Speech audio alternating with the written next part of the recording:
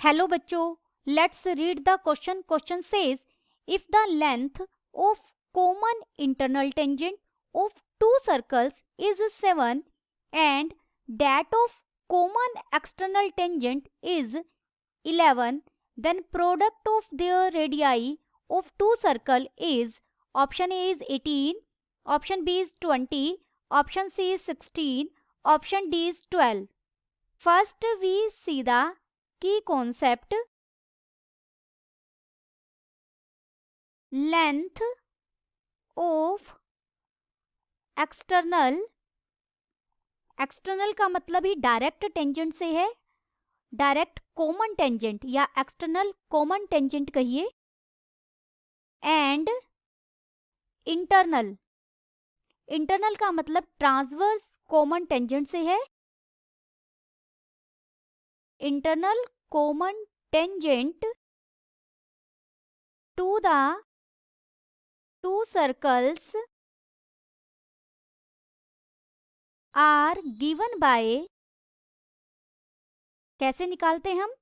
Length of external के लिए ई x word use करते हैं, और length of external tangent common tangent क्या होगी दो सर्कल की? इसका फॉर्मूला है square root of D square minus r1 minus r2 whole square.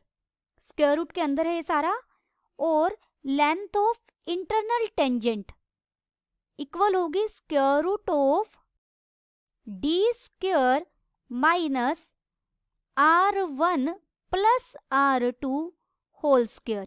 यहाँ माइनस है और यहाँ प्लस है, ये आपने फॉर्मूला ध्यान रखना है. वेयर यहाँ d क्या है? अब d is the distance between centres of two circles. जो दो सर्कल्स हमें दिए गए हैं जिनके हम कॉमन इंटरनल टेंजेंट और एक्सटर्नल टेंजेंट की बात कर रहे हैं, उनकी सेंटर्स के बीच का डिस्टेंस है d.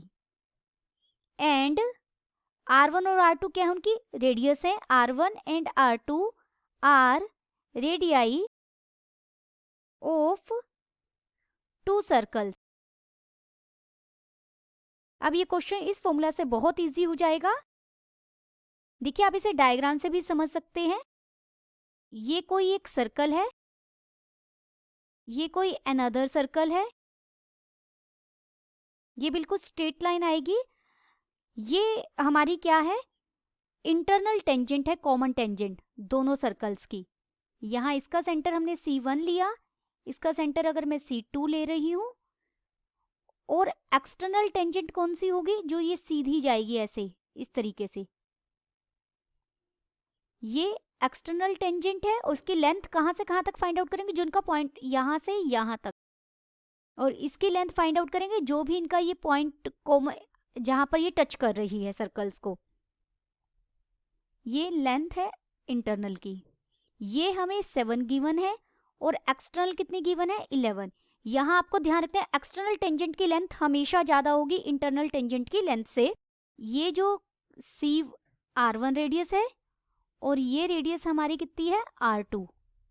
हम सीधा फॉर्मूला यूज करेंगे. हमें दिया गया है इंटरनल टेंजेंट की लेंथ, यानी square root of D square minus r1 plus r2 whole square is equal to 7. This is equation number 1. और एक्सटर्नल टेंजेंट की लेंथ हमें दी गई है 11, यानी square root of D square minus r1 minus r2 square is equal to 11. This is equation number 2. यहाँ आप लिख भी सकते हैं d क्या है हमारा? C1 C2. वैसे पीछे हमने की कॉन्सेप्ट में बता भी दिया है ये चीज. Squaring equation first and second we get. अगर मैं दोनों जो इक्वेशन फर्स्ट और सेकंड उनका स्क्वायर कर दूं तो हमें क्या मिलेगा? इक्वेशन फर्स्ट से मिलेगा D square minus r1 plus r2 square is equal to 49 हो जाएगा. This is equation number 3. और सेकेंड को हम स्क्वायर करेंगे तो डी स्क्वायर माइनस यहाँ हो जाएगा r1 माइनस r2 का स्क्वायर 11 का स्क्वायर राइट हैंड साइड में 121. This is equation number 4. By equation 3 and equation 4.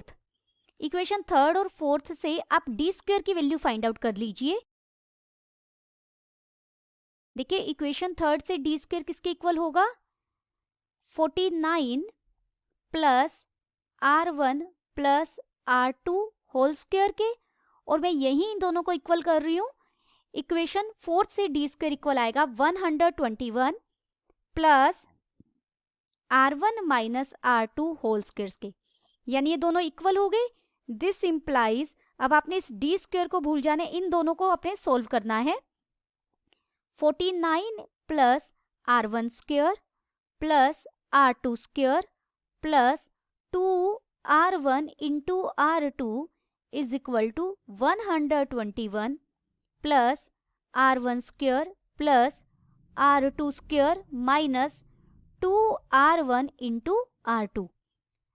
ये R1 R2 R1 square R2 square ये आपस में R1 स्क्वायर से कट जाएगा, R2 स्क्वायर से कट जाएगा. दिस इम्प्लाइज यहाँ से 4R1 R2 इक्वल आ जाएगा 121 माइनस 49 के.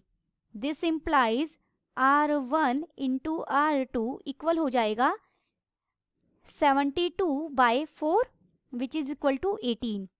प्रोडक्ट ऑफ टू रेडियाई बतानी थी जो हमें कितनी मिली? 18. This implies option A is correct. Option A is correct and all other options are incorrect. Hope you understood it well. Best of luck.